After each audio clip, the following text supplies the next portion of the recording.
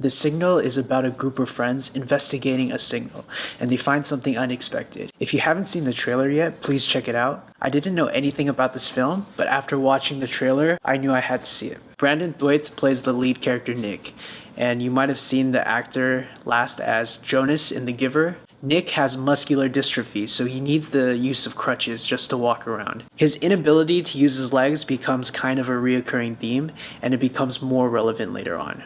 Olivia Cooke plays his girlfriend Haley, and newcomer Beau Knapp plays their good friend and professional third wheel, Jonah. We learn about these three friends through different montages of them just hanging out and traveling through the country in search of this signal.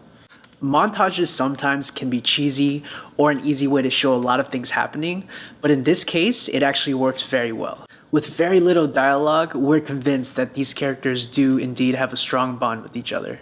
The way this film is put together gives everything kind of a dreamy vibe. Sometimes it'll cut to a shot of Nick just running in slow motion, or it'll cut to a shot of the three of them in happier times before stuff gets not as happy. The scenery is just gorgeous. Everything is very well framed, and the colors are very vibrant. You become invested in the trio, not just for their pretty faces, but when you see them hanging out, you can tell that they genuinely care for each other. Something happens to them, I don't want to spoil anything, and they end up in an unfamiliar place. Now cue Laurence Fishburne, aka Morpheus, easing their transition into a strange new world. Sound familiar? Laurence Fishburne plays the lead researcher that interacts with the kids after their incident. He's very good at playing that guy that knows more than you do. At this point, we have no idea what happened, but the characters have changed. They are now being watched and experimented on by the researchers, and we get glimpses and hints of something even more fishy going on behind the curtains.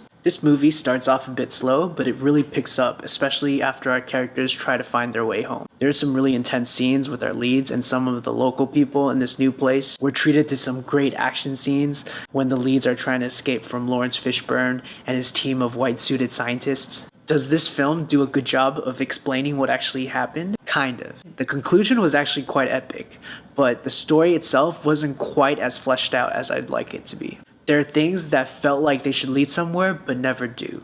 On an emotional level, I felt very satisfied.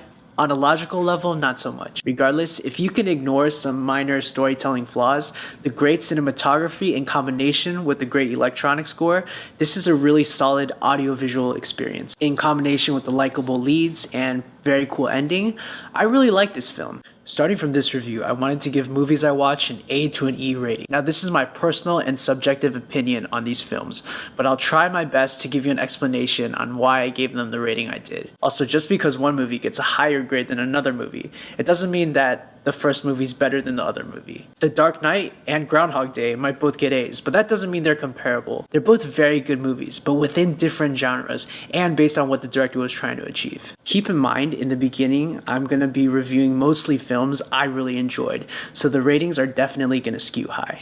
An A movie would be a film that just blows me away, or it's very good and shows me something I haven't seen before. A B would be a movie that's very good. It might not be super special or very unique, but it was a solid and good film that I would recommend you see. A C would be a movie that has good parts and bad parts. It could also be a movie that's not for everybody. Depending on your taste, I would either recommend it or not recommend it. A movie that gets an E or an F is just painful to sit through, and I wouldn't recommend it to even somebody who really hate it. Based on my new rating system that I just created, I give Signal a B.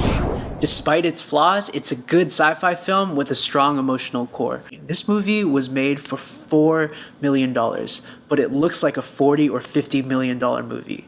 The director, William Eubank, really knows how to make a movie on a budget, and I hope we see more of them. I want to use this video series as a platform to introduce people to very good films that most people don't get a chance to see or they don't hear about. After watching a film, I love going on IMDb to look at other people's thoughts. I like going on YouTube to watch other reviews. For a lot of these smaller films, I couldn't find that within the YouTube medium, so I wanted to create this series. So any film that isn't in the box office top 10, I think there's a lot of indie movies and especially foreign movies that more people should be talking about. Personally, one of my favorite genres, if you can even call it a genre, are Korean thriller revenge films. So stay tuned for a lot of those reviews. That's my review. Tell me what you think if you've seen this film. Let me know what other films you want me to review. Thank you for watching. What We Do in the Shadows is about a group of vampires who are roommates. It started off with Nosferatu, and then Twilight happened, and